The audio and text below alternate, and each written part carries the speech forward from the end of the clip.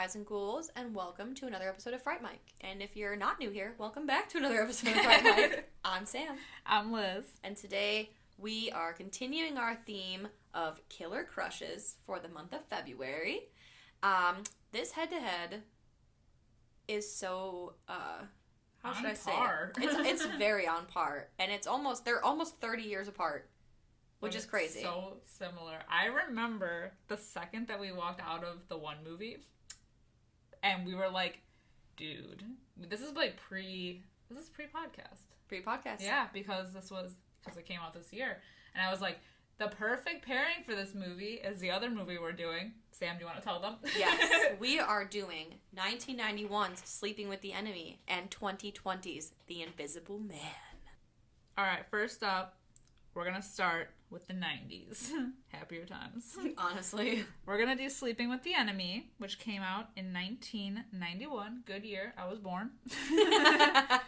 Currently has a 6.3 out of 10 on IMDb. It is a very low 20% on Rotten Tomatoes, but I am a firm believer that, 90s movies, because they were, pre-Rotten Tomatoes, yeah, they don't have, a very high score. No. Because nobody was using it to rate. It was all Siskel and Ebert or Rogers and, Rogers and Hammerstein. Who cares?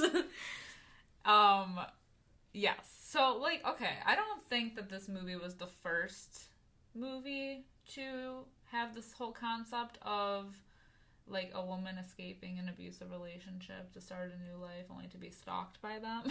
Probably not. Probably not. But I feel like for this movie, it's one of the more exciting ones. I love this to movie. do it. I love this movie too. This is when Julia Roberts was in her heyday. I think she was 22 when this movie came out. I know, and then she was rocking a movie every year after this. Yeah, and this was post Pretty Woman. I know, so she was already kind of on the map. Exactly. And so she went thriller route. This is her thriller, because I don't think she's been in anything other thrillery type movies. It's always a rom-com. Right. It's not till she got older. Yeah. That she started doing more thriller types again. Yeah. But and so the reason I say that we wanted to pair these together, I know they're completely different movies. However, they have the same idea. Yeah. Yet the 30-year difference is what makes it hard to rank these movies at the end, which we'll get to. But it's it's the same concept essentially. Except you can see one of the stalkers, and then the other one you cannot. Yeah. But yeah, same beachfront house, same super extravagant lifestyle, same the guy, with a husband. Exactly, seems charming, but is a full blown psychopath. Mm-hmm. One of the husbands is much hotter than the other. True. Very, very true. True. Well, let's get into it because I feel let's talk. We're gonna have a lot to say. So, okay. So we meet our seemingly happy couple. We have Laura and Martin, who have a ritzy-ass beach house. Yeah, very fancy. All glass. And I say seemingly because, when they kind of show them off the bat, they're, kind of chipper around each other. They, have this, seemingly perfect life. However, we kind of learn early that something is, a little bit off. Because Martin is a huge control freak. Yeah. He, so much so, to, where they're having sex, he listens to this, horrible, it almost reminds me of the Shining music. Yeah. It's it is, though. It is, yeah. Okay. Because I wrote down the Shining music. Berlioz? Berlioz, yeah. I was going to say, that movie is always, a foreboding thing, the dun, dun, it's a lot of bassoons and French horns. Yeah, weird choice. Yeah, but he loves to get it on to that song. Yeah, what is it called? Symphonie Fantastique? Is that what it is? Yeah. So yeah, he likes to bang to the Shining music. Already not good. I keep wanting to call him Tom. There are so many times in my notes I wrote Tom and cross it out for Martin. I don't know if it's the Tom Selleck mustache. Oh, I don't know. He does kind of resemble Tom Selleck. Not as handsome. Definitely not as handsome. He's a creepy looking dude. He's 6'4", by the way. I looked at because I had to know. This guy, first of all, he's 6'4". He's Irish. I saw him without a mustache. Somehow even more terrifying. He has thin little bird lips, and they're very pointy like a triangle. You cannot trust a man like that.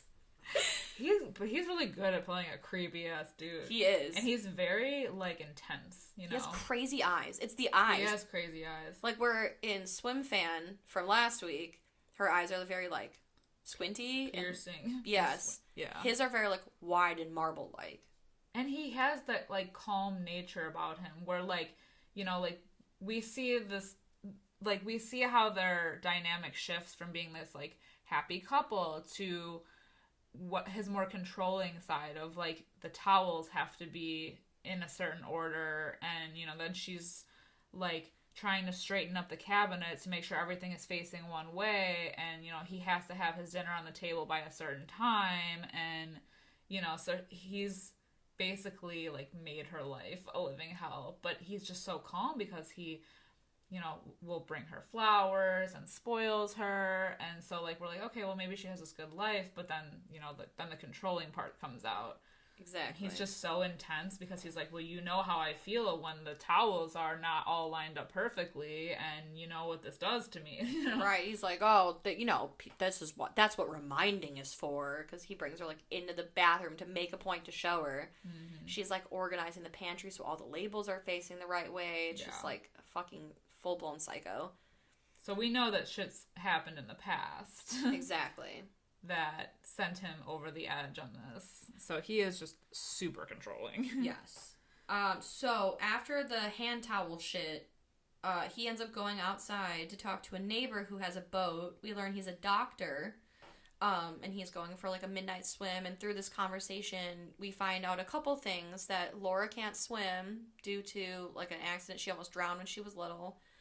We also find out the doctor thinks that he has, like, the nicest house on the, you know, on the coast. On the beach. Exactly. And he's like, oh, and that must be your wife staring out the window all day. Like, oh, she's really pretty. So then, if the hand towel thing wasn't enough, Martin's like, oh, yeah, the doctor, he tells me that you've been staring at him all day, and I have the nicest house. Like, when was he in here? Which, from the conversation, I did not gather that he had been inside the home. Yeah. But, so is that just, like, him being a crazy person? I think that's just him being crazy. Okay. Just assuming the worst. Yeah. Because he's like... Yeah, like, oh, well, you were staring at him. Does that mean he's been in here? You know, because you're...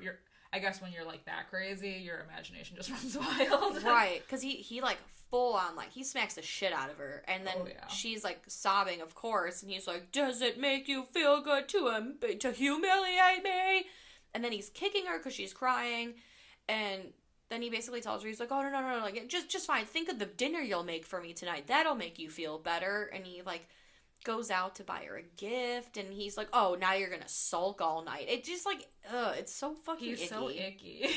Yes. I was just gonna say, he is so icky. He, like, comes home with the lingerie and is, like, apologizing. He's, like, that, like, standard, like, psychopathic, like, abuser. Yeah. You know, the one that's like, well, I'll never do it again. I'm sorry. But, like, then, you know, they always revert back. Right. He feels no remorse whatsoever. But obviously upset and, like, shaken by everything that's happened. There's, like, a lot of shots of her looking out at the ocean, kind of, like, thinking about things. And the next morning she brings up a point of, well, maybe she can continue to, like, work. I guess she, like, works part-time at a library.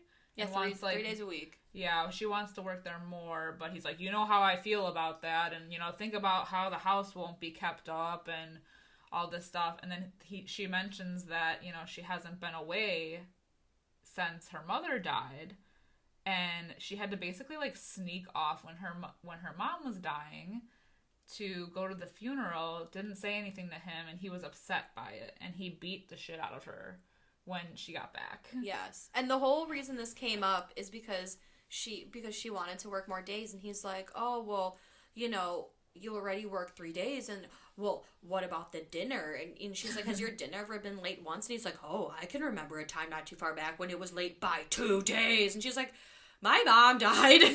Like, literally, he's like a psycho. Yes, he's the fucking worst. And, like, she, like, is really kind of, like, laying into him, because he's like, because when she's like, oh, yeah, I know, you reminded me a lot, like, when I got back, and he's like, do you think that gave me pleasure? And she's like, oh, God, no, that would make you a monster. And he's like, she gets real sassy. Mm-hmm. She's really pushing her luck here. Yeah. But he basically tells her, he's like, yo, we're going on a midnight cruise tonight with that doctor, and you're gonna go, whether you like it or not. Mm-hmm. So saddle up, Missy. Which they do. They do. And, the doctor had said earlier, oh, it's supposed to be a beautiful night, very clear, no bad weather, the full moon, yada yada. That was all a lie. It was all a lie. It was all a lie. Which I've seen this movie a few times, and I keep wondering, like, was the doctor in on this? Because her plan had to have so many certain things happen the way that they did for it to work, That is true, because, she does, even when she's, like, kind of sulking on the beach, she, like, breaks the light bulbs. Yeah. And everything. But I don't know. I feel like it's a little kind of far-fetched to say that the doctor was in on it. But also, it's, like, hard to believe that so many things lined up perfectly. Right. Because she was clearly planning on it that, like, she's like, okay, today's the day. Yeah. So she breaks the lights. They go on this cruise. The weather is shit. They're in this tiny little sailboat. And she has the bag already packed. Exactly. So exactly. It's like, unless she, like, looked at the... Oh, maybe. I don't know. Unless she looked at the weather and it just happened to change or something. But, like, then why didn't he? Because he's such a control freak, Yeah. That's what makes me think. Like, he's a control freak, but he likes people to do other things for him. True. Men. I don't know. I mean, I guess that is a good point. But I feel like we would have seen more of the doctor if that had been the case. Yeah, you never see him again. Because after they're on the boat, the storm hits, both of the guys almost fall off. I think that Martin actually does fall off, but gets back on the boat, and it, like, almost tips over, and then they realize that Laura is nowhere to be found. So, assumedly, drowns. Yes. They have, like, a funeral and everything. Yeah. And the other thing is this funeral scene. So, I have this gripe with not only, like, this movie, but, like, any movie with a funeral scene. How come people, like, clear out at the end? I know. I mean, you noticed that? I guess, like, what else do you do? But, yeah, it's true. It's like they get lowered in, and then they just, like, poof. Everyone walks away, and that's it. Nobody's, like, hugging or crying or, like, lingering. It's weird. It's all weird. Professional mourners. It's like your standard funeral movie scene. Yep. But after this, it gives us a good flashback of what actually happened, which was while being distracted with the guys falling off the boat and trying to get shit back together, Laura makes her break and jumps off the boat and swims over to a nearby buoy that's floating, and kind of just chills there, and then ends up swimming ashore, goes back to the house. Where she knows where she's swimming to because she sees the broken lights. Exactly. So she can mark her way home. And she goes back to the house. Now, this is, like, risky. I feel like she should have, like, packed a bag and buried it on the beach and then made her way out, because she, like, walks in the house, like, sopping wet. Yeah. And is, like, sifting through all of her shit to pack the rest of the bag, grabs all of her stuff, and, yeah, so it's just, like, a risky thing, I feel like. I mean, I knew that they had time to, like, sure, she had time because they were searching for her body, but, I don't know. He's a very particular person. I feel like he would notice. Right. Well, especially, like you said, she's soaking wet, and, like, even when I was watching this with Luke, he was like, God, I hope she doesn't go into the house, like, leave, like, wet footprints or something. She even cuts her hair. She cuts her hair. Why would you, like, go somewhere else and do that? Right. She cuts her hair, flushes it down the toilet, takes her wedding ring off, flushes it. Bitch, ditch it in the ocean. Why would you flush it? I know. Stupid. Which is dumb, because that's what tips him off. That's what tips him off later on. But she ends up catching a bus and heads to Iowa. But she meets that nice lady on the bus who gives her the apple. Offers her an apple, tells her that she's very brave. Mm-hmm. We find out she was married to him for like 3 years. And put up with this shit. I guess their honeymoon was like the best time until after that is when it all went downhill. Usually does. As someone who's not married. But, yeah, so she's in Iowa now. She's gonna change her life. Exactly. She rents like a cottage. Well, it's like cottage-like, you know, and she's like very cute. She's like making it her own. She gets out of the shower. She's like starting to put the hand towels in an order, and then she's like, no, fuck it. And they're all messy. So she's like trying to gain some like independence. And she hears somebody singing like a West Side Story. Yeah, West Side Story song. And I don't know why that's so hard for me to say. And she looks, and it's her neighbor who looks like Teen Wolf. I don't know. He's very hairy. And he's like dancing and singing with like the hose. And it's like super cute. And they like make eyes at each other. And it's like, she's like, oh my God. I love that. Which leads to later in the night, she's rooting around in her kitchen and she sees some apples outside. So she goes for some apple picking. She's going to make a pie. And the same hairy Teen Wolf guy. He's cute, Ben. Yes, Ben. He's cute. Yeah. Yeah, he's fine. He's like, you know, cute for like 1991. Yeah. And he's like, hey, that'll cost you. And she's like, get away from me. Yeah. He basically is like, oh yeah, well, like, I like eating pie, so if you give me some pie, I'll give you the apples. And she was like, fuck off. Like, she's basically, yeah, she kind of like goes off because she, you know, has lived this life, like, basically hating men, for obvious reasons. You know? But, yeah, she's, like, kind of like, well, no, I don't make barters with strangers or whatever, and just, like, throws all the apples everywhere. But yeah. He brings them back to her and invites her over for dinner, says it's an open invitation. Yep. He says if she doesn't come, he's just going to have a shitload of pot roast. Exactly. It's a meet cute. It is a meet cute. Meanwhile, we kind of flash over back to Martin, who is walking the beach, still, you know, upset about the death of his wife, apparent death. He ends up stepping on the glass that she broke. Yeah, and he's like, what the hell? And he's at work the next day, and he gets that call. He gets a call at work from the lady from the YMCA who sends her condolences. And, you know, he's kind of like, well, how do you know my wife? And he's like, oh, well, she took swim here. And he's like, well, you must be mistaken because my wife doesn't know how to swim. And she was like, well, she didn't when she came. But then, like, proceeds to tell him the entire story. Which, saying, like, yeah, I've said this before. What is it with strangers giving so much information over the phone to someone that, like, you're a stranger. How do you know that this person even knows? Like, how do you know that you're talking to the person? Yeah. You know what I'm saying? Like, literally. She's like, well, she came to us and with this story and she didn't know how to swim and we taught her and it's just so weird. Yeah, and then, like, the weirdest, because at first he's still, like, struggling to believe this, and I don't know why this, like, tips him over the edge. His eyes, like, bulge out of the back of his fucking skull. They're, like, wide open, because she's like, oh, did your wife take gymnastics? And he's like, no. And she's like, oh, because she had all these bruises. Like, why would she say that, though? You know? Yes. Like, there's no reason why she would need to say that. That's so weird. It's such a weird scene. This is one of two weird, overly informative phone conversations in this movie. True. Nobody understands HIPAA. Nobody has privacy. Anything. It's wild. But he ransacks his own house. Yes, truly, like, tears it apart. And that's when he finds the ring in the toilet. Because somehow it didn't flush. Yeah. Which, like, why even take the risk, you know?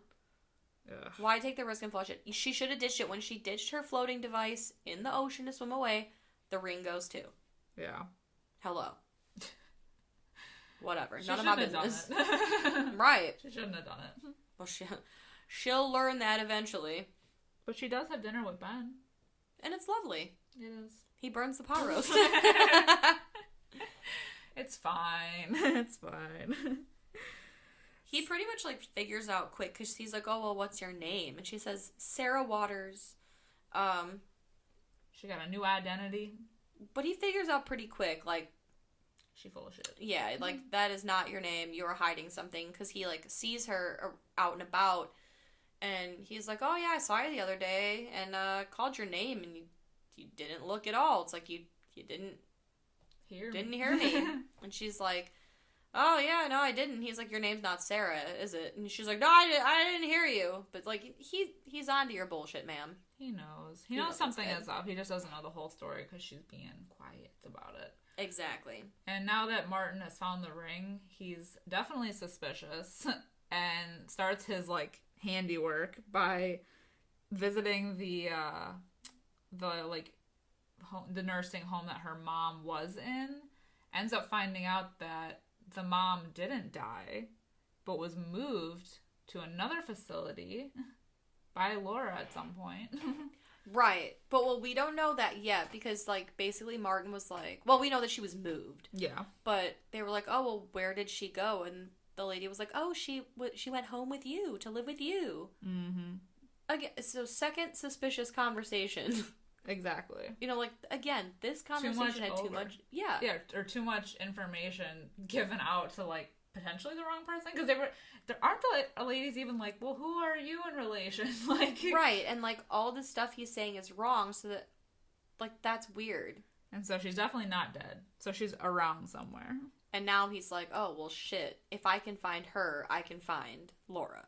Exactly. And you can tell, so, like, Laura calls her mom at some point. She uses, like, a public payphone to call her mom and really wants to go visit her, but it's kind of, like, waiting it out because she's not really sure if it's safe or not. She just wanted to hear her mom's voice. Which is sweet. It is sweet. Meanwhile, we've got fucking Tom Selleck over here. And he's... You do not compare him to Tom Selleck. He basically goes to the, like, detectives or whatever, and he's like, I'll give $10,000 to the man that finds my wife. Or to the man that finds... I don't know if it's $10,000 for the wife or the mom, but whatever. And then he's like, tells them again, like, oh, $10,000 to the person that finds her first, and then another 10 to you, sir, because I want all eyes on this. I want the whole force on this. Which they are quick, because they find her, like, immediately, and that's when he goes to visit her at the new nursing home and is, like, standing over her body. It's so crazy. Because her mom is blind and in a wheelchair, and he's just, like, standing over her. Like, the nursing home scenes are super tense. Yeah. Yeah. So, they are, because he's a psychopath. Yeah. You can just feel his rage through the screen. But, like, why is he gotta take it out on her poor mom? I know. Her poor blind mom. She can't see what's coming. Ugh, it's so weird. Meanwhile, Laura... Oh, I'm gonna call her Laura because she's not Sarah. But Laura and Ben, they, like, make amends at a parade. They have, like, a very cute date night where they have, like, they're dancing around to, like, the oldies, like Brown-Eyed Girl and fucking Run Around Sue. And, like, it looks really fun. Looks really cute. Because he's, like, a drama teacher. Yes. So he has, like, access to, like, the costume room. So they're trying on costumes. How cute. So cute. It's very Pretty Woman. Mm-hmm. It is, actually. Yeah. I didn't even catch that. They try to bang. Like, they start to get it on. But she freaks out. And he's like, what happened to you? And she's like, you need to go. Yeah. But the next morning, she, like, finally opens up to him about her old life and how he was, like, a psycho and, like, basically said, if you leave me, I will find you. Somewhere along the line. What. Yeah, like, somewhere along the line. Like, you'll never be able to live a life without me. Yes. And, like, I think she told the lady on the bus even, like, she tried to leave, but all they were basically telling her was like, oh yeah, you could get a restraining order, which was like pathetic because that's not going to stop him. Right. So she had to run away. Exactly. Fake her own death. Exactly. The lengths people will go to. Truly. But Ben ends up helping her kind of like come up with a disguise so that she can go see her mom, which is like so cute. No, she goes in drag essentially. Yeah, she dresses up as a boy, a man. A man. A man. And then this is like a great scene. So she's there dressed up like a man. Meanwhile, Martin is also there, and they keep like... He's like staking the joint out. Yes. He literally spends like an entire day there. It's wild. But like, they keep crossing paths, but like missing each other. Barely missing each other. Yes. And then, Julia Roberts like tells her mom... She tells her mom everything. Which, like, if you're trying to be so careful up to this point, why are you just going to tell, and I'm seeing this man, and he's a teacher here, and I'm doing this, and I'm seeing that? Like, that's a lot of information.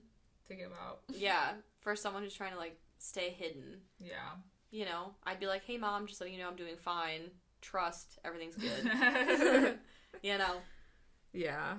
And the other thing is like, she doesn't know that Martin is looking for her, but she is trying to be more cautious than like normal, but she's just not doing a very good job of it. No. By unleashing all of this information about her whereabouts. She's very messy. Yeah. So, Martin ends up kind of getting, like, antsy and enlists the help of one of the nurses by being like, okay, so, like, I'm trying to surprise someone that's in town, so if they come to visit here, can you, like, call me? She's like, oh, sure. I'm like, that would never happen. That would never happen. But, of course, like, they allude to the fact that, like, oh, he's so handsome that she's, like, smitten with him. She's like, of course. Yeah. And so she ends up leaving the nursing home, and the nurse is like, oh, well, that's so weird, because, you know, the older lady just had a visitor after not having anyone for, like, months, and he, like, chases her down in the parking lot, but misses her. So he goes back into the nursing home and starts impersonating a police officer. To her blind mother. To her blind mother. And this is the other tense part because, you know, he's, like, asking questions and, you know, the mom says, like, oh, well, my nephew visited me, but I, you know, whatever. And he, you know, he's questioning her more, so he's getting more information from her, saying, like, well, the last time I talked to her, she said that she was dating a drama school teacher and blah, blah, blah. Gives, like, all of the information away. Spills all the tea. Spills all of the tea. Meanwhile, Martin picks up a pillow and is, like, literally about to smother her, and then the nurse walks in just in time, thank God. For real. Like, oh my God. But it's such a tense scene. Because you're like, holy shit, he's, like, not only just a psychopath, he's like killer. he's a killer. But why would he need to kill the mom? That's the thing. There's no reason. Well, especially if you know that that's the thing that's going to draw her out. Yeah. Like, and people have seen you there all day. Yes, they know. And they, like, and you're super interested in, like, her visitors. Like, isn't that weird that all of a sudden after months nobody shows up and now you show up and she ends up dead? Mm-hmm. Suspicious. Yeah.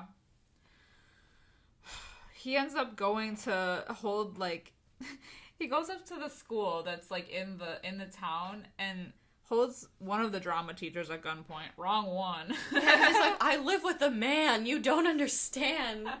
Because he's like, you're fucking my wife, aren't you? So it goes to the extreme. But the guy is even like, we have, like, 10 other drama teachers. Yeah, he's like, I'm not the only one. But Martin ends up finding Ben. He's, like, teaching in one of his classrooms, and Martin's, like, creeping outside the door, and ends up following them. Like, later that night, they end up going to, like, this carnival in town, and that's when he, like, sees her, like, alive in the flesh. And, like, the lighting on his face from, like, all the rides is just pure red, and he's got those big, wide, crazy eyes. It's just, like... that crazy-eyed mustache. Exactly! With his thin lips, triangle mouth. It's so scary. And he's just, like, spying on them, and they're making out on the, what the hell is it called? Ferris wheel? Ferris wheel. I was like, yeah. Ferris, no. Ferris wheel. And, you know, he's just, like, full of rage, just staring right up at him. He's fueling his own hate fire. He is. So back at home, it's weird because, like, Ben walks her to her door, and then I guess they're still planning on hanging out, but she's like, oh, I'm gonna go freshen up. Takes a full-on bath. So you know what she's freshening up for. Oh, yeah. He's taking her to Pound Town. That's more than freshening up. That's right. That's a commitment. Honestly, yeah. Oh, I'll be back in 20 minutes. Takes a bath. It takes 20 minutes to fill the tub. That's what I'm saying. I'm yes. like, that's more than just, like, a powder my nose. Exactly. Powder everything else. She does notice, though, while she's in the bath, that her towels have been mysteriously straightened. Yeah.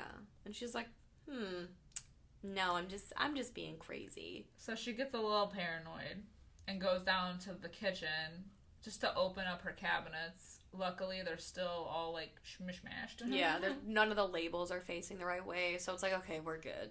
Yeah. Notices that the window's been open, but and he does this the whole time.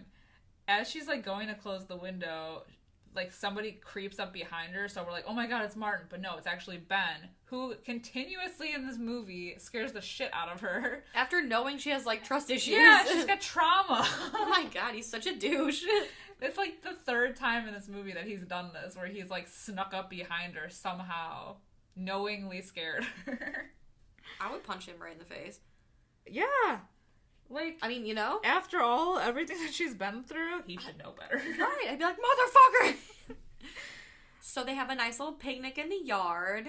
They kiss goodnight. He's like, I'll see you tomorrow. She goes inside. So no whoopee. What did you say? So no whoopee. Exactly. No whoopee. At least not that we've seen. No. So she hits play on her little stereo thing, and we hear the Shining music. Bah, bah, bah, bah. And she's like, Ben, because she had told him earlier in the movie about that song. That she didn't like it. Exactly. So she's like, LOL, what a jokester. Sees the towels back in order again. Freaks out. And her tub is full. Oh, that's right. Yeah, her tub's overflowing. Yeah, that's weird. Also doesn't freak her out. Because she's like, that's weird, and just pulls the drain. Mm-hmm. What? Excuse me? Mm-hmm. I'm like, who the fuck?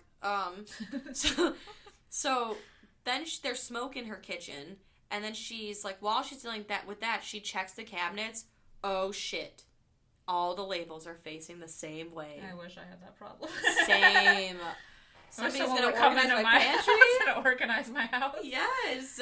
Oh my god, Marie Kondo? You shouldn't have. You can move in. Exactly. But then he appears. Like a looming, pointy-mouthed mustache devil. And he's like, I've been waiting for you, Laura.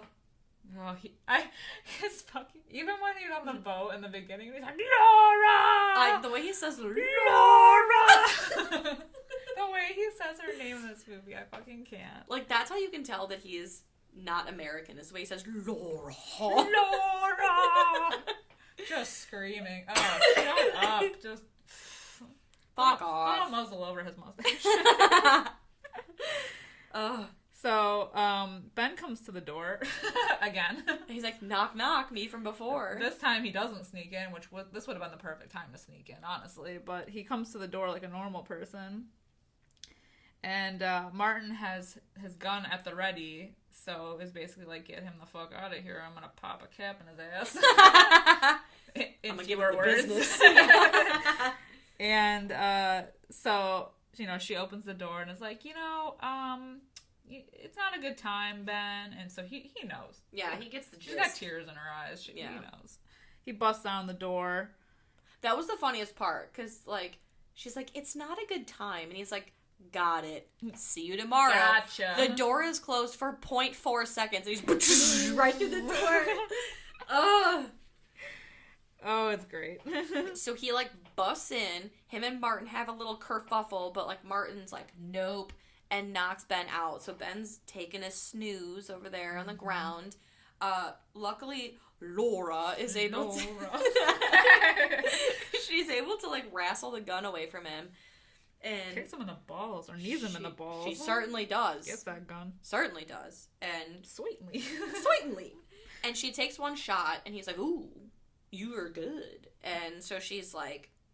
Basically, she goes to, reach for the phone to call the police, and he's like, if you do that, it's not going to be good for you. You better think about this. You better be smart about this. And then she grows some balls, finally. Because she gets on the phone with that operator, the 911 operator. And she's got the gun still aimed at him with her tiny little hands. And the operator's like, how may I help you? And she's like, I need somebody at my address, 123 Fake Street. I just shot an intruder. And killed him. Oh, that's right. Yes, I just killed an intruder. And then she shoots him. 4 times. In the chest. Crazy. You think that would keep a man down. But it never does. Never does. The old pop-up. The old pop-up. I literally wrote, he's zombies up. He's zombies up. And, grabs her. So, she still has the gun in her hand. And he points it at her face. And pulls the trigger. But it's just a click. Because it's empty. And then he dies. That's some luck. That is some... Yes. Yes. Always got to be prepared. Always got to be aware of how many bullets you got in the chamber. You know? Or the gun in general. Yeah. I don't know anything about guns. True. Yeah. But hell. But Ben comes to.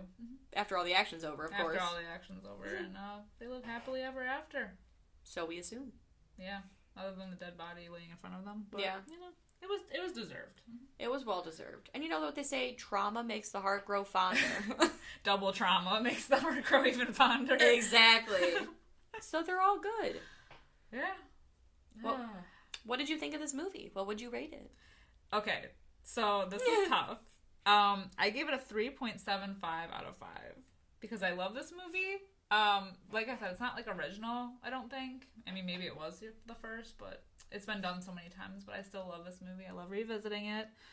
I also think that, like, I honestly think that the first 20-ish minutes of this movie are the best because it's, like, getting to that, like, slow building tension that, like, we pick up on from the actors. Like, you know, like, the like really good acting is there, and then it kind of just becomes, like, an action, like, a run-of-the-mill action movie. But what did you think?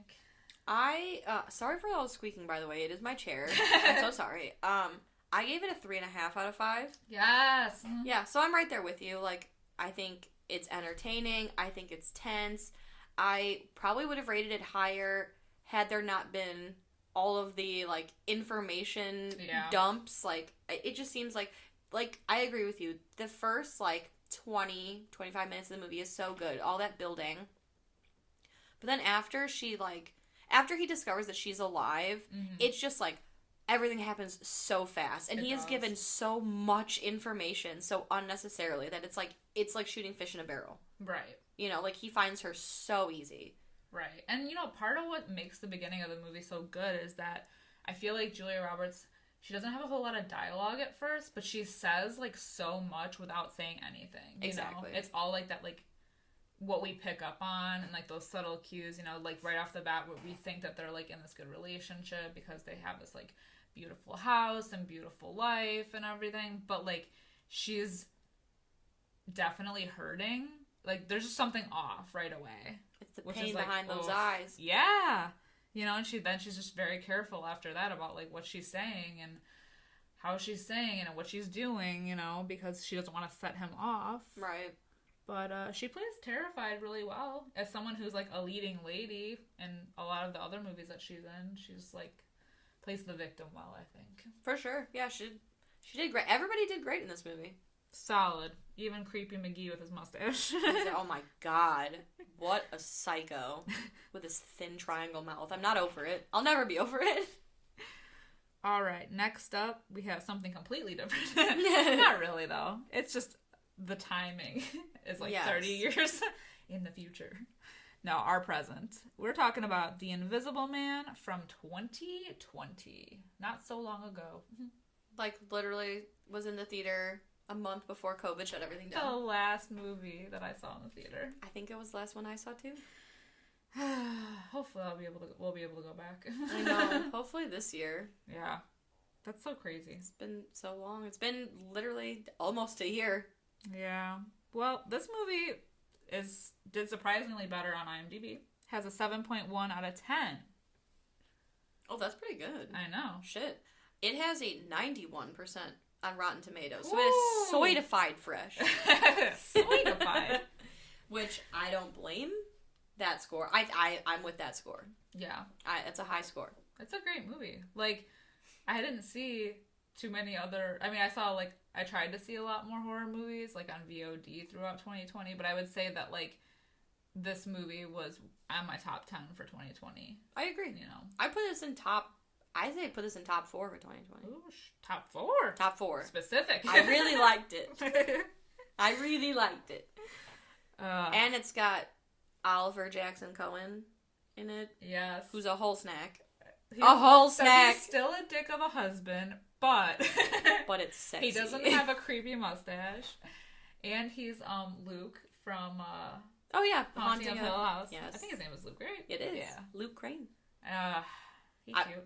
He was also in 2 other movies that Okay, so I have seen it. Have you seen What's Your Number with Anna Faris? Yes. He has the smallest role in that movie. So you know how she has a sister who's, like, getting married at the end of the movie? Yeah. He plays her fiance. Oh, shit. And I thought... It really works. Yes, I was like, damn, that guy's hot. And then Luke, you know, being, like, an action movie guy, he showed me this movie called Faster with The Rock. and Oliver Jackson Cohen plays the killer in that movie, who's after The Rock. And again, I was like, who the fuck is this? Let me get all up in there. And then I didn't see him in anything again until he popped up as Luke in Haunting of Hill House, and I was like, oh shit, it's that guy from that movie. He's popping up everywhere. He does. Hopefully he pops up in my bed. In my dreams. He's already there. Oh my god, he is so fine, which makes this movie super conflicting for me. Well, you don't see him most of the movie, so I mean... I know, that's horrible. Why cast such a hot person to not have him in it? I know, I feel like we said that after the movie was over. Yes. Like, what was the point? Literally no point. Hire anyone. Who cares? I wonder if they always considered him for the role, or if they ever consider anybody else. I don't know. I'm glad he got it. You only see him, like, actor him, for, like, a couple of scenes. Yeah, like a total of probably 5 minutes on screen. They could have had any Joe Schmo in there. Exactly. That's what I'm saying. Hire the fucking PA guy. Hire the guy getting the coffee. Coffee boy, the intern. The intern. Give him a break. Give him his big break. Wonder how much he got paid to be in it. I don't know. Well, the funny thing, so I was like reading up on this movie because it's directed by Lee Winnell, who we know and love. He did Saw. I think he wrote Saw. He didn't direct Saw. No, James Wan directed it, but he... Is this his first or second movie that he directed, Lee Winnell? I don't know. It's very early works. Yeah. So they're like first or second, but like he's written a lot of things, especially like with James Wan, like Saw, what's the Dead Silence, like a lot, you know. So he's those. Exactly. So he knows his shit when it comes to horror. He did Insidious also, which he wrote Insidious. But I do think it's funny. I did see some like similarities just in some like shots between like this and Insidious, which I'll get to. But I just think like, so I was reading all up on it because I think it's such a good movie. Yeah. And basically just with Elizabeth Moss, she was saying how even though he's not in the movie, she would have him be on set at times to be in the scenes. I did hear it because I remember she worked closely with Lee Winnell on specific scenes where like she wanted him to be there. Yeah. And not just like a stunt double, or there were times when she was better like with no one there at all. Yep. Like, so it makes you wonder like when he was actually there and they just kind of like picked him off, you know? And like Lee Winnell even said, he obviously, because he directed the movie, he knows what scenes someone is there and they removed, and he knows what scenes no one is there. Yeah. But because it kind of shatters the illusion of the whole Invisible Man aspect of the movie, he's never going to say what scenes someone is actually standing there and what scenes no one is there. That's fair. Which I love. Yeah. Which I fucking love. Yeah. I feel like there's a couple that I could kind of tell, but maybe not. I could be wrong. Right? You'll never know. I know. That's kind of cool, though. I know. Well, first of all, if I was Elizabeth Moss, I'd be like, oh, I need him here. At all times. Of course. You mean to tell me I can have him in a tight green suit where I can see everything and it's just a thin mesh material between us? Yeah, I'm going to need that on set with me. I'm going to need him to be here at all times. That's right. Shit. Sit on my face. Sorry. Not to be so bold. So let's get into it. The opening shot is cool as fuck. Yeah, the opening credits. Yeah. Just like off the bat, we're like taken to this like, again, another beach house. Mm-hmm. But we're like on like a rocky shore. And it's like the words like appear like for the credits. And then, like, the waves, like, kind of boop up against them. Yeah. Yeah, the only way you see them is when the water is dripping off of them. And then they disappear. Like the Invisible Man. Like the Invisible Man. But unlike Sleeping with the Enemy, where we kind of see, like, their marital bliss kind of, like, fall apart, this one is like, boom, we're in the action. Yes. Like, right away. We don't get a backstory. Well. Later we do. We get a bit of a backstory later, but, like, we're just in the situation immediately. Yes. Planted. And I love the lack of music. It's very quiet. She's sneaking out of bed. We see that she has drugged her hot husband with diazepam to keep him asleep. She's like pouring it out into the sink. She takes the bottle with her. She's like sneaking through the house, putting on clothes, grabbing her getaway bag, passport, money, yada yada. Disables that alarm. Disables the alarm. This is like Tony Stark's house. Yes, because he's an optics engineer. Yeah. So he's like a very smart, rich tech guy. He's got a whole ass lab. Yes. like you said, very Tony Stark. Yeah. She even, like, turns, there's a security camera that she turns to face him so that way she can watch from his, like, her phone to see if he's awake. The only noise that she really makes is she accidentally kicks the dog dish. Mm-hmm. But he's asleep. She makes it all the way out of the house and, like, almost breaks free. But her dog comes and he accidentally booty bumps the car, and it's, like, the world's most sensitive car alarm. And it's so loud. So loud. Because up until this point, there was, like, no noise. Even the bowl going across the floor sounds so loud. Yes. Because, like, we're all in, like... Because we're just thrown in this tense moment where it's, like, silence, and it's, like... You know? It's crazy. Especially seeing it in the theater, it was like... Yeah! Shit. So, the car alarm goes off. She ditches the dog. Hops over the wall. We see the bedroom light turn on. She runs through the trees down to the road where her sister Emily picks her up. And she's basically like, go, get the fuck out of here! But not in time, because Adrian, we see, and that's his name, is Adrian. He runs down the hill, punches through that window, tries to grab at her, but they drive away. He's quick. He's very quick. He knows exactly where she was going. He looked so good in those pajama pants. I can't even tell you. Sweaty, bloody. Love it. But we see, as she drives away, Adrian picks up the bottle of diazepam with his bloody hand, so she had, dropped it in the street. Yep. She didn't even, like, really cue her sister into what was going on, either. Because her sister was like, what's going on? It's like, what's going on? Why is my window broken? Yeah, like, I feel like she should have said something, like, beforehand. Right? But Giving I guess her a little heads up to the situation. But I guess how could she? Well, she did organize it. But I was gonna say, like, he's such a, like, control freak, it seems. That, like, how would she be like, oh, I need to leave this relationship, pick me up at this point without him knowing. You know? Well, I don't know. I mean, there are ways, but... Well, she got as far as to tell her sister to come pick her up in any way. True. In any fashion. True. But, I don't know. This house also is like a compound. I like to think of it as like compound beach chic. I love that. It's just cold and rich looking. It's all marble. Yeah, but it's great. It's great. Yes. I love it. So 2 weeks have gone by since she has escaped his clutches. Yeah. And she's like full on hiding out. Yeah. Like she is not doing the Laura thing. Yeah, she's like painted black nail polish over the camera on her computer. Because she doesn't, paranoid. Exactly. Well, he's smart, so I don't blame her. True. But she ended up she's hiding at her friend James's house. She's just become this like full recluse who she won't even go to the end of the driveway. Like that's how can't risk it. Paranoid she is. But her sister Emily visits and drops the news that Adrian has died by taking his own life in an apparent suicide. Yes. So that is, she's like, what the, she doesn't say what the fuck, but like, you see on her face, I'm like, Elizabeth Moss, oh my god, is so good in this movie. Give her all of the awards. Jesus. She's such a good actress. She is, because like in that moment, like it zooms in on her face and like, you can tell she's like, she's happy, she's sad, she's mad, she's confused. Yeah, she's skeptical. Like, all these things.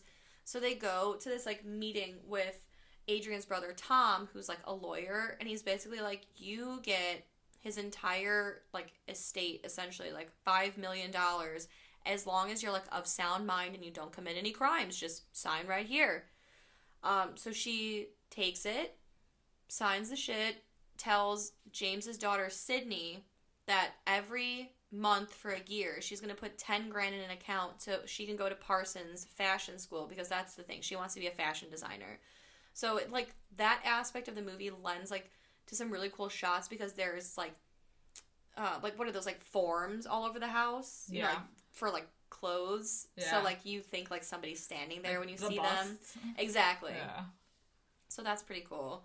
But they're like, it's very cute, it's like a very like family moment, like they all celebrate. Can we also talk about how James is a snack? James is a snack. Okay, he's a whole ass. There are not some to be underestimated males in this movie, and luckily he's in it for longer. I got time.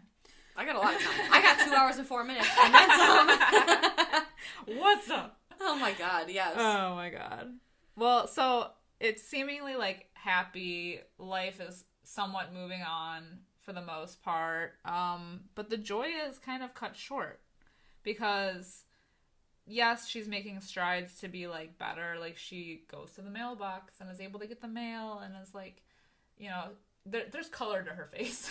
Exactly. She's washed her hair. She doesn't look so James Wan, But like there's a night where she's like kind of putting clothes away in her room and she just kind of like senses. She's like looking around the room like, something's not right. But she can't pinpoint it, obviously. She can't see. So she's like, okay, that's weird.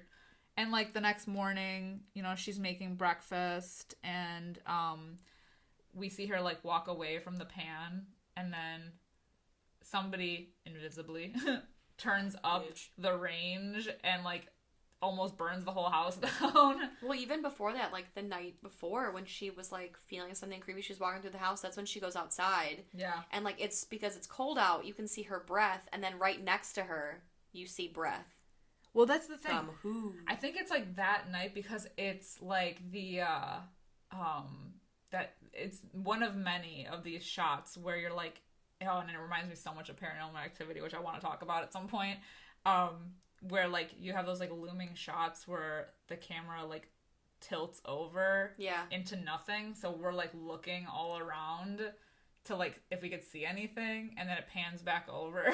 It's like the camera is almost like a character in this movie. Yeah, it's so the camera it's work showing is you phenomenal. what's not there. Exactly, and like because you're training your eye, like you want to see something so badly, you're just like, I feel like my eyes were burning a hole in the screen, like I'm gonna see it. And that's what makes me think of Paranormal Activity, because it's like your eye, because we're like the camera is showing us what's not there or what is there, but like we can't see it, so you're always looking for something, which especially when it's just the shots of her, when she's like I thought when she was folding the clothes, we're like looking for something to move, and she's kind of like, she knows, it's like that sense that you're being watched. Yes. Which, can we just talk about how clever this movie is anyway? Her name is Cecilia. For the majority of the movie, they call her C. And short for can't. Cecilia. But she can't see what's there. No one can see anything. Oh my god, it's so fucking good. And I think I even said that in the theater. I was like, did anyone else catch that? Like, Cecilia. The C thing? And I was like, am I looking too much into this? No. But I think, oh my god, it's great. I think you looked into it just enough. I think I see what's happening. You've seen some shit. Oh, but god, the scene where she goes outside, she's like walking all around the house, and like when she goes outside, it's the scene from the trailer. Yeah. When she steps out and like we see her breath, and then we see the breath behind her, and that's when we like fucking know. Somebody's there, man. It's some shit. Oh, god. So, I think that night, she's like, we see her in bed, and she's sleeping with Sydney, which I don't know if she like doesn't have her own bed. Sydney is James's daughter. Mm-hmm. But they're sleeping in bed together, and we see like flashes of light kind of illuminate them, and she wakes up, and it's like a few of these shots are really cool because she like sits up and sees one of like the like forms for like the fashion thing, and there's an outfit on it, but how would you leave that at the foot of your bed? Right.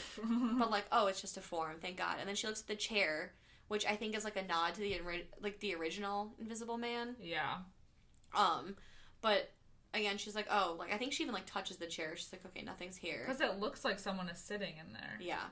Like the covers have been ripped off of her. She's trying to figure out why, because it's like the way that it was. Like it's just really strange. Yes. So she like the covers are at the foot of the bed. She goes to tug on them to pull them on.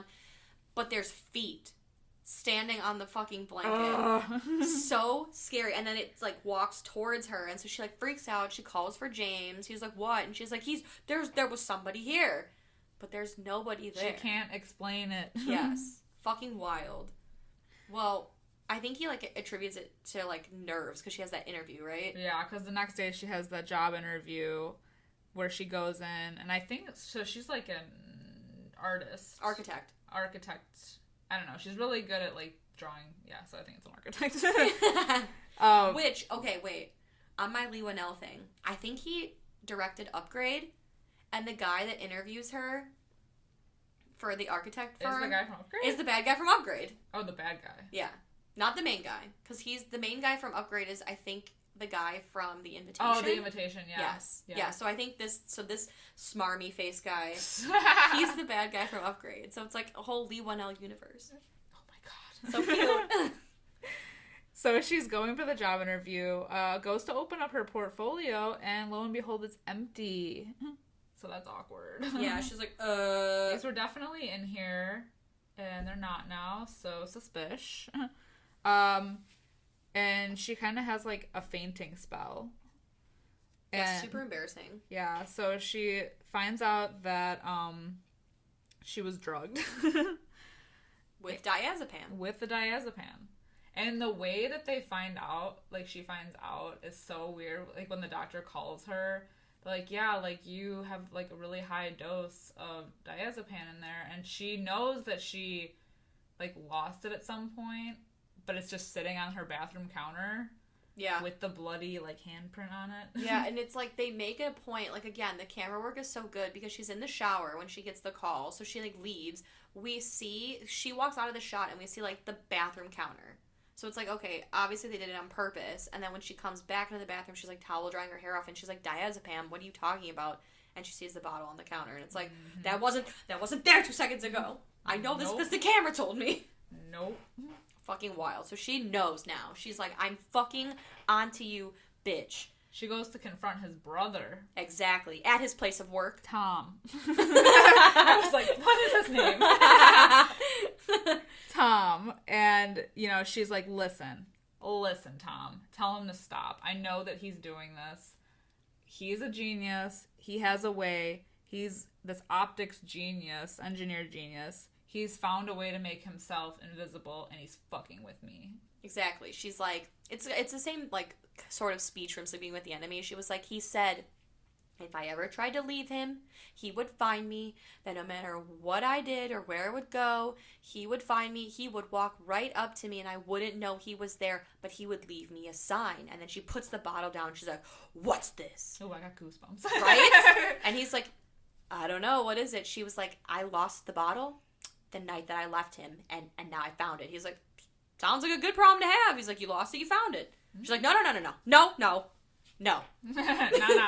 You cut it out. You know what's going on. But it doesn't really amount to much. Unfortunately. She goes to visit Emily, her sister, who, I guess we find out that there's a nasty email was sent from Cecilia's computer to Emily and from her account. So obviously Emily's upset and is basically like, fuck you. Essentially, like, there's a line in there that says, like, oh, I wish you had died instead of him, and, like, all kinds of fucked up shit. So Emily's like, leave me out of your shit, Kay. So somebody's been hacking exactly. her computer. So Cecilia's upset, clearly. Like, she's really close with her sister and all this stuff. So Sydney comes home that night and tries to kind of console her. And that's when an invisible force hits Sydney.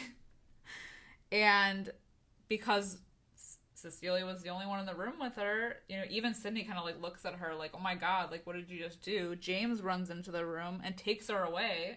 And also, I mean, I get it, like, because that's your first reaction is, like, you hit me because you're in the room with me. Right. But also, at that point, Cecilia was clear across the room. I know! So why wouldn't... Okay. You know? Yeah. So it's like, yeah. And then I feel like for James to take her away was a little extreme. Yeah, he's like, I need to be with my daughter right now. Stay the fuck back. Because he takes her away, and they're gone for a while. Yeah. And long enough for, like, Cecilia, Cecilia to, like, grab some coffee, sprinkle it on the floor. She's like waiting. She's waiting for him because she wants to see, like, the Paranormal Activity footprints. And she, like, gives this whole speech. She, like, monologues to no one, to Adrian. And this is when I think that he was in the room. This is one of the scenes where I feel like, because she's looking specifically at someone, like, she's supposed to be looking at no one. But I feel like if they put him in this movie at some point, you know, in a green suit, this is, like, the scene. Yeah. Either that or she's, like, looking at the top of the door frame and just doing phenomenal acting. Yeah. But, like, yeah. It looks like she's talking to someone. She's looking with purpose. Yeah. And she's basically like, you could have anybody. Like, that's the sad part. Is, like, you could have anybody in the world. Like, why me? Yeah. And, just forget about me. yeah, pretend like I didn't exist. So she's waiting there for seemingly a long time. She decides to call his phone, Adrian's. And she hears, like, a little buzz coming from the attic. Goes up into the attic and finds what looks like a squatter. Yeah. Was there. She finds his phone up there. And, like, some other things. There's, like, clothes and... Yeah, there's, like, her architecture drawings that went missing. Yeah. A knife from James's kitchen. Adrian's phone. There's some, like, clothes in the background. Probably a pee bucket. Like, probably. But I think, I don't know if I'm looking too much into this, but you briefly see Adrian's lock screen, and the pattern on the back of his lock screen almost reminds me of the pattern of the suit that we see later. Oh, maybe. I don't know. Is that his, like, logo? I don't know. It's like the little calling card. Oh, maybe. Because it's like, you know how, like, the suit has all those little cameras, so it's like the honeycomb thing? Yeah. That's what it looked like to me. But Oh, also, maybe. I think that's probably just, like, a background on the iPhone, but... Again, I'm so sorry about my squeaky chair. I think but, not. Right? But so she is looking at the phone, and it comes up with an unknown number that texts the phone, and it says, surprise. Ooh. In all caps. And she's like, what? At least that's what I would be. That's what I would say. So she kind of makes her way back over to the entrance of the attic, and she just, like, senses that there's someone, like, right there, so she grabs a can of paint and, like, throws it down, and we see the outline of a person. And it is right there. Right there. So it, like, scurries down the ladder and into the kitchen, and she, like, tries to follow it, which, like, paint is a thick substance that stains, so, like, I do love this movie, but the fact that he was able to get invisible again so quick. Yeah. Highly unlikely. With paint? No. And like, the trail stops pretty early on. Yeah. This is, like, being really petty, but the trail stops early on, and then she goes over to the sink and she can see all the paint in the sink, and I'm like, okay. Right. And also, because we do find out later it's like a suit made of cameras, getting that technology wet, wouldn't that, like, fuck it up? Right. Probably. I would assume so. I would think. But whatever, we're gonna go with it. He's an optics genius, people. So she goes over to the sink, and all of a sudden, an invisible force, like, lifts her off the ground. And this is a cool scene. It's a really cool fight scene. Because essentially she's fighting an invisible person. We can't see, but we can see him, like, kind of what he is doing to her, like, when he hits her and, like, when he's choking her and, like, slams her whole body up against the wall. And, like, he throws her across the room. It's, like, crazy. But she's, like, and she can't see him, but she's, like, feeling around, and that's when she's, like, whacking him with plates. I love that. Oh my god, that's how she gets away, because she, like, whacks him in the head with some plates. Yeah. It reminds me of Roger Rabbit when he keeps breaking the plates on his head. Yeah. Okay. Yeah.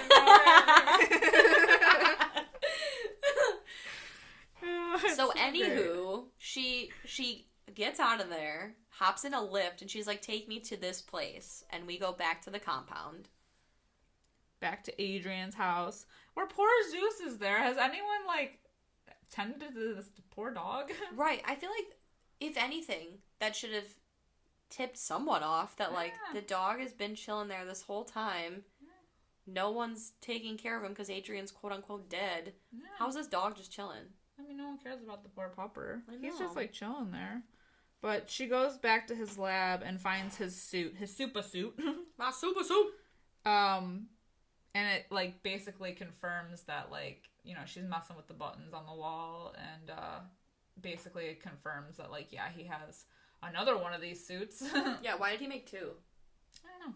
Oh, I guess maybe for his brother? No, there must have been three then. Or they're sharing a suit? I think they were. I think they were both using it, but he at the time wasn't using it, or okay. One was using it and the other wasn't. They were taking turns. We gave each other the night off. That makes sense. Stalking full time, that's a hard job. You know, you need a night off every now and then.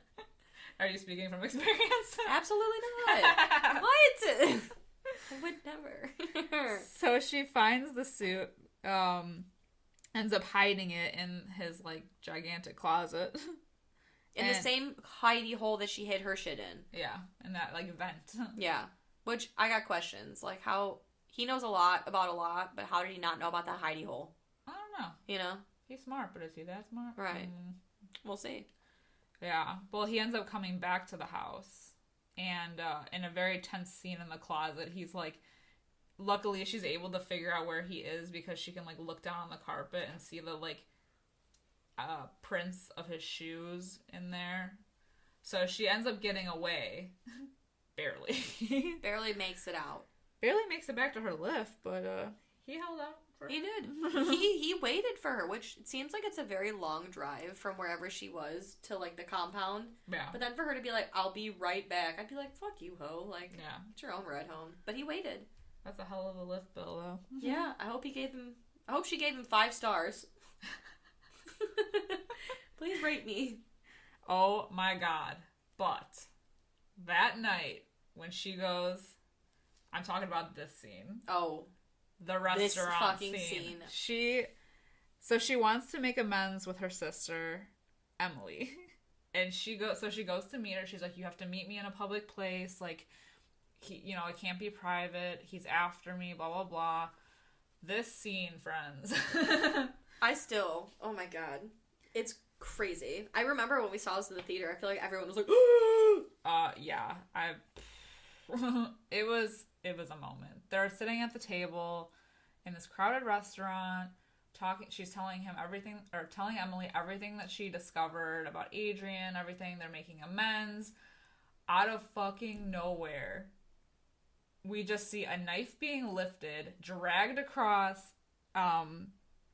Emily's throat, and the knife ends up just sliding into Cecilia's hand. Like, literally seconds after, Emily was like, I believe you. Literally. She had one ally for 5 seconds. It happens so fast, and she's just, like, bleeding out right in front of her, dead as fuck. And of course, somebody in the restaurant sees. Yeah, and all they can see is that Cecilia's holding the goddamn knife. Yeah. You're just not expecting it. Definitely not. It happens so quick. Yeah. So quick. Especially because, like, for 1 second in a scene you can breathe because she's like, okay, I believe you, so what do we do? And it's like, oh my god. Thank God. Somebody believes her. Oh, and she's dead. And they're in the crowded restaurant, so you think they're safe. Right. And I feel like up until this point, has anything super violent happened yet? Not, like, shockingly. No. So this is the first, like, gut punch to, like, holy shit, dumb. Yeah. Which also, so they, like, of course they take her away and they put her in, like, an institution, essentially. Mm-hmm. Like the sanitarium. Yes. But, like, so I understand why, but they would have to do some sort of investigation, right? And you'd assume in 2020 a restaurant has 1 billion cameras. Wouldn't they see that she did not do it? You'd think. But I digress. Why give people the benefit of the doubt? Right. So, while she's, like, hysterical in the hospital and she's like, I see you, they sedate her. And right before she, like, blacks out into, like, her little sleep coma thing, you hear somebody, like a man, audibly say, surprise. Ooh. This is the second surprise. So, some time has passed, but she's still in the sanitarium. She can't prove anything that he did. But one of the nurses ends up, like, bringing up the fact, like, well, I don't even know how she says it. She, like, brings up, like, her medical history and everything. And she's talking about the blood work again. Yeah, the blood work. And she was like, you do realize that you're pregnant, right? And she's like, what? Yeah. Excuse me? Like, oh, the doctor didn't call you when you had your other blood test that you were expecting? And she's just like, there's no fucking way. Yeah, literally no way. And she was like, yeah, I'd say you're about a month along. Like, what the hell? So, Adrian's been busy. Very busy. So that's a shock. She ends up meeting with Tom, the brother again. Because she's like, what do you hit, my lawyer? And he's like, no, I'm in charge of Adrian's trust, and you were supposed to get it if you were of sound mind and, hadn't committed any crimes. Here we are. You've seemingly killed somebody, so this all goes away. I know you had a college fund set up for your friend. Unfortunately, that goes away. Unless... Voice gets lower, they get closer. Yes, the contract slides a little. He's like, so, we know, and he says we a lot. Basically says, like, we know about the baby. Like, if you agree to get back with Adrian and have his baby, all this goes away. You can have your old life back. And she's, like, fucking crying. Mm-hmm. Which, why wouldn't you? Because, like, I spent so long trying to escape it. That's not what I want. Yeah, he's like, we'll be watching you. You have a decision to make. She ends up stealing a pen from him and some goop from the table. Some goop. It's like some sticky tack. And we see why, because I think, like, later that night, or no, because she sees after Tom's like, you have 3 days to decide, we'll be watching, that there's a storm coming. And so she plans very carefully. We see, like, it's raining heavily outside. It's at night. The fucking candy striper guy. What are they called? Orderlies? Nurses? I don't know if it's an orderly or not. Yeah. I don't know. So some guy who's, like, delivering the meds, he's like, all right, lights out. Take your meds. Exactly. She goes into the shower, and she pulls down the pen that she, like, sticky tacked up on the ledge so people wouldn't see. And she's like, you're not getting this baby, and you're not getting me. And she just... right in the wrist. Oh, just uses that pen and just fucks up her wrist. But then Adrian grabs her, and because she has the shower on, she can, like, see his outline. Yeah. She's like, gotcha! And starts, gotcha, like... bitch. Oh, man, she's, like, fucking stabbing him with that pen. But because she stabs him in the suit gets all, like, glitchy, so we can now kind of see him. Yeah, like, on and off can see him. Yeah, like, it turns on and off, and, like, parts of him are, like, blooping. Blooping! The glitch! So she ends up, the one orderly comes back in the room, and she's able to, like, kind of slip out, but, like, he beats the shit out of the orderly, too. And there's, like, a full-blown, like, hallway action scene where he's, like, fighting off the cops, and she's, like, trying to warn them, like, oh my god, he's right there. And, like, they can kind of see him. When he's glitchy. But, like, it's always too late because he, like, pops him. Yeah. And this is when he goes, like, full psycho, because he's just, like, shooting everybody, like, in the head. He's killing them all. He's killing them all. Which this part, like, is really great for her, because now they can see on camera that somebody else is clearly holding a gun in midair, and it's not her. Exactly. So, basically, all this leads to she escapes into the night. He essentially escapes. She chases after him into the rain. And it leads to a scene where, like, so the orderlies are looking for her. There's, like, a bunch of cars in the parking lot that they're all hiding. And he, like, runs into her, and he's basically like, you know, I'm gonna, like, don't you understand?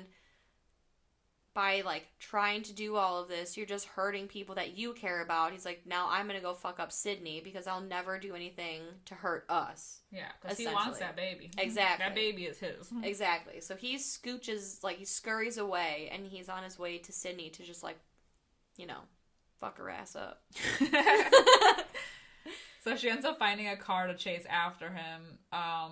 We see Adrian getting into the house, and he's, like, attempting to attack Sydney. Like, he gets there, and she, like, knows something's up right away. Like, she, like, can sense right away that somebody's in the room with her. I don't know where the spidey sense was. Because or where it wasn't. You can feel, like, the energy change. I know. You know what I mean? And that's the thing that's creepy about it, is, like, it's so weird, you know? That's why people, like, are, it's like... tangible. Like ghosts. Exactly. Like, they know they're being watched. So, on the way to the house, while, Cecilia is, like, trying to make it there before him, she does call James and tells her, like, you need to get to the house, like, Sydney's in danger, he's after her. Suddenly, James decides to believe her. Yeah, after not believing her this entire time. Also, he's a cop, so he gets there, like, super speedy with his little cop car. Yeah, and he gets there before Cecilia, and can see that, like, Sydney's being attacked, and then he gets attacked by the invisible force. So now he believes. Well, he definitely believes after he got that ass whooping, because he was beat within inches of his life, man. Literally. You just see, like... It's interesting seeing a fight scene between two people, but you can only see the one person. Yes. Because it's just like blood splatter. It's wild. Yeah. It's so cool. It's crazy. So yeah, they're having like the tussle in the hallway, and Cecilia ends up using the fire extinguisher to like spray so that she can see Adrian. And is this when she knocks him unconscious? Or how does she do it? She like gets the gun. She has the gun and shoots him. Mm-hmm. So he's down. So she goes over to like unmask him, and lo and behold, it's Brother Tom. It's not Adrian at all. It's not Adrian. It's Tom. Which I want to know. So, like, you know how she stabbed him in the shoulder with the pen? Yeah. That made the suit glitch? I would want to know. I would need to prove to myself that it wasn't Adrian, because if she was so confident, I would have peeled off that suit and looked for, like, stab marks in the shoulder. You know what I mean? Oh, yeah. Because she's like, nope, Adrian framed him. Well, bitch, fucking prove it, because you stabbed him in the shoulder. At least prove to yourself so you know you're not crazy. True. You know, and she knows about the other suit that's still hidden. Exactly. So I would have been looking for those stab marks. But either way, it seems like, oh my god.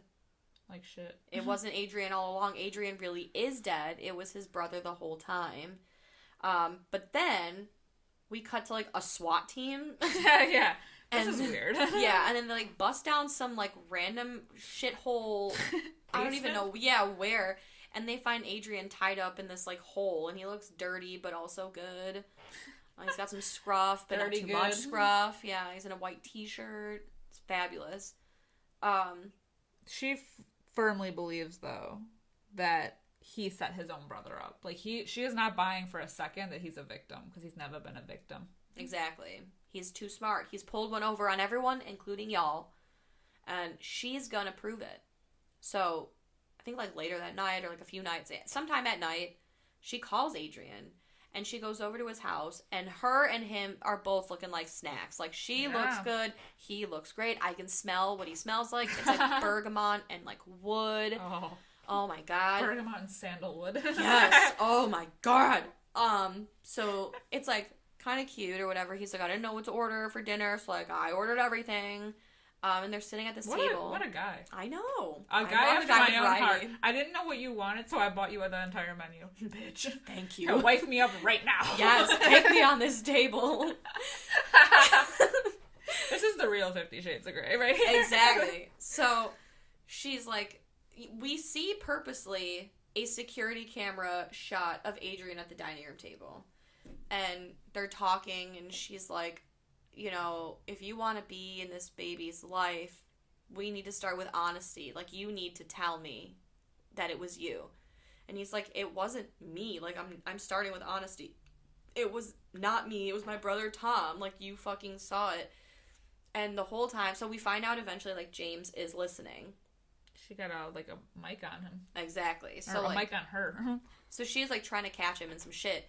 And he keeps, like, he's denying it to the point where she's like, stop. Like, Adrian, stop. Like, please, I need you to admit it. She's crying, like, and this poor woman has, like, she's been crazy, battered, beaten, watched her sister die, like, literally been stalked by an invisible person. And she's so close. So close, you can taste it. Like, my teeth are gritting. But that's so obvious. Like, I need you to admit it to me. Right. Like, why would he ever do that? He's like, no. You're smart, but you're not that smart. Right. And then he gets up to, like, her side of the table, and he's like, you know, blah, blah, blah, like, I didn't do it. This shouldn't come as a surprise. And she's like, got it. Got him. I got him. But she doesn't say anything, so she's like, I'm gonna go freshen up.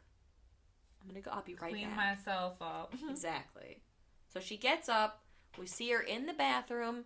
Then we cut to my man, looking so good, staring at the empty chair across him, and he, like, I don't know, like, I feel like he kind of knew something was up, because the way he was looking at that chair. How come he didn't check to see if his other super suit was there? I don't know. I never know, because he was, I don't know. I just don't. While he's staring. You just see, like, again, and like, he picks up his own knife and just, like, cuts his own throat. Yep. Really violently. Yep. It's pretty brutal. And you see it on the security camera. And then she comes out from, quote unquote, the bathroom. And she's like, ah! Oh my god! Just like that. Exactly. And it's funny because like when his throat was being cut, it's all like gurgly and stuff, and it cuts to James, who can kind of hear it. Yeah. You know. He knows. He knows. Well, he wasn't like, I think he wasn't expecting it because of what he says at the end, but. Yep. So she's like, holy shit. She calls the police. She was like, oh my god, he tried to kill himself. I need an ambulance here right away. And then she like backs out of the way of the security camera so she can't see. Immediately, she's like hysterically crying on the phone. She's like, ah! Hangs up and just is like stone-faced. Just stares at him from across the room like, yeah, you bitch. And as he's like holding on to his like throat gurgling, why? She's like, surprise. Surprise, bitch. Surprise, motherfucker. So she's like leaving the house, and James meets up with her to like assess and make sure everything's okay. And he's like, "Oh, wow, you killed him. I thought you were just here for like his confession." And she was like, "He's like, but you weren't really here for the confession." But he's a cop. He's a cop, yeah. And so he's looking the other way. Well, exactly, because she's like, "No, I'm okay. He killed himself. He took his own life. It's on the security footage." And he's like, okay, but I see that suit in your bag. And she was like, I mean, you were listening. What did it sound like to you? Mm-hmm. And he's like, well, it sounded like he killed himself. And she's like, yeah, exactly. Mm-hmm. And she walks away in the fresh, clean, salty, fresh, rich beach water air. And she's okay. Hopefully she met the cops at the gate and didn't just take off. Yeah, true. That would look real guilty. That would look weird. But yeah. Yeah. This movie, so like at the end of it, it's like you feel like good for her. And like our friend Taylor from work, she had sent me this like thread. What's her name? The Dead Meat podcast, Chelsea, his fiance, I think it is now. She went on Twitter and was like had this whole conversation about like the good for her universe, like movies. So like Midsummer, Gone Girl, this movie, exactly. So like at the end of this movie, I was like, good for her. It's perfect. I love it. Wrapped up in a bow. Yes, she makes it out a-okay. Have you ever seen the original Invisible Man? Yes. I was gonna say, this is like nothing like nothing like it. But I did think it was funny. So like when she goes back to the compound to get into his house, she has to put like a number in the keypad. It's the date that the year that the original came out. Oh really? Mm-hmm. Oh, when she was like, it was like when she goes back. Yeah.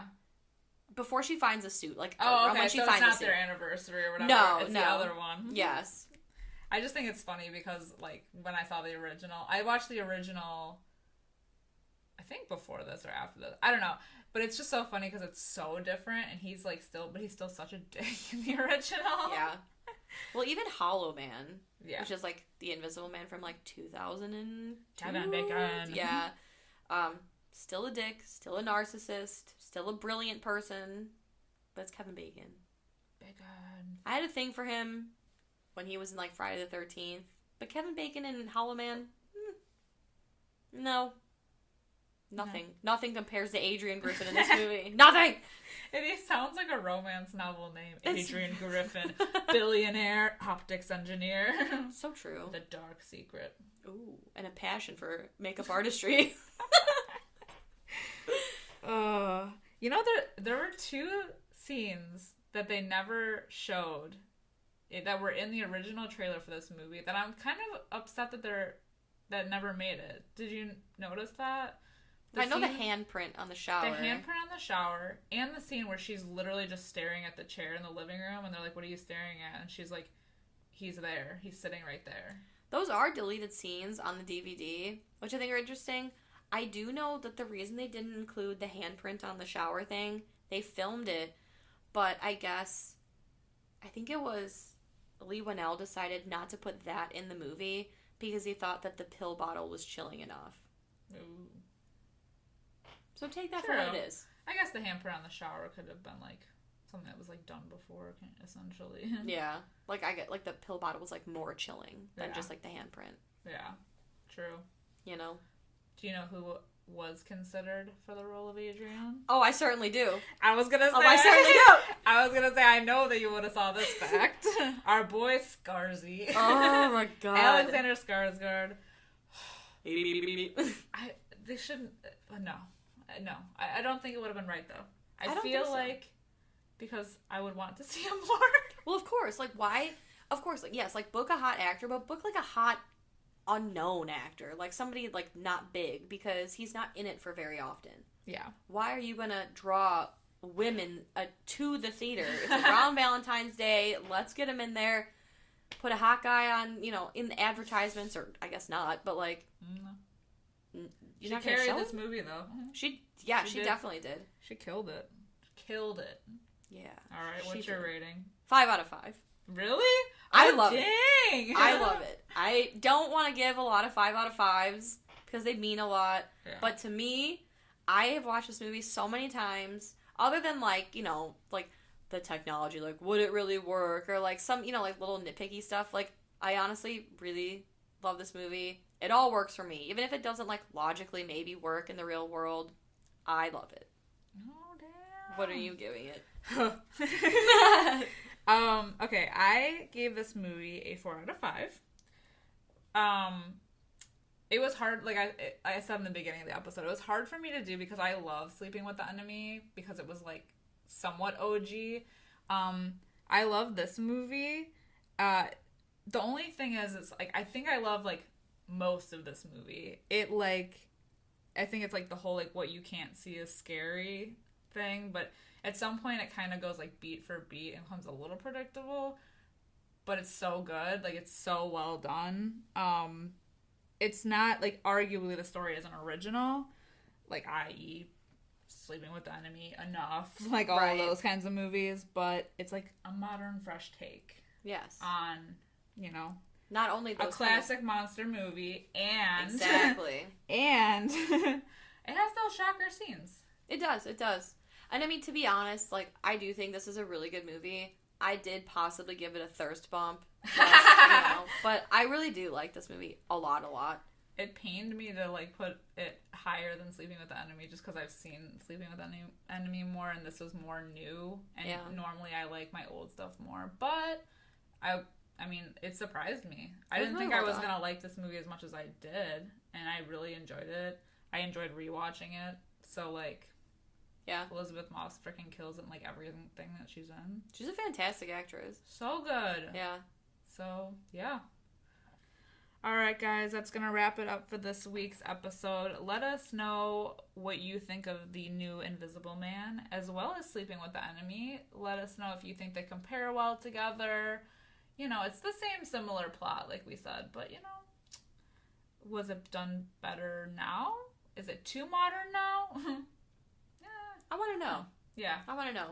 Those killer crushes. Exactly. They always come back. You can find us on Facebook, Twitter, and Instagram at Fright Podcast. We also have additional bonus content over on Patreon. Just head over there for Fright Mike. Yeah, but we hope that you join us. We do have another Killer Crush episode next week. Wrapping it up. I think wrapping up the month, right? Yeah. Yeah. Crazy. So stick around. It's going to be another, I mean, every movie we do here is fantastic, but it's going to be another good one. It's another crazy one. Yes. Literally so fucking crazy. Great. Classically great. Yeah. But yeah, until next week, I'm Liz. I'm Sam. Rest in peace.